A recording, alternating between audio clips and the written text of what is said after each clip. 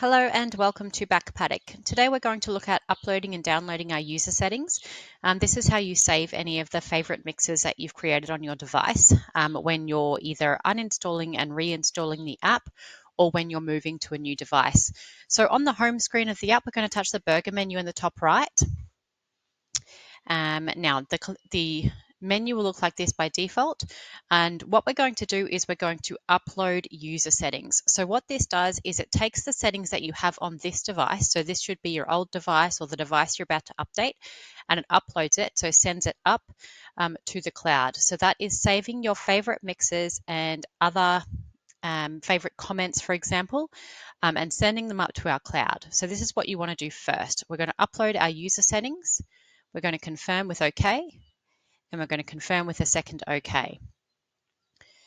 So once again, uploading is what you do on the device either before you uninstall the mobile app or before you move to a new device. So confirm OK.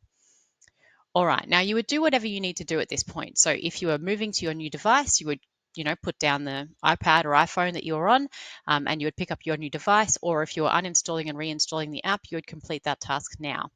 So we're going to imagine we're now on a new device, and what we're going to do is we're going to touch on our burger menu.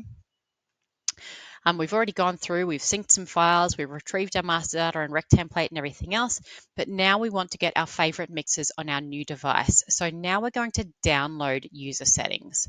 So this is the option that you would choose if you're on a new device or if you've reinstalled the app on an existing device and you want to retrieve those user settings, so those favorite mixes and comments from the cloud to your device. So you could complete that.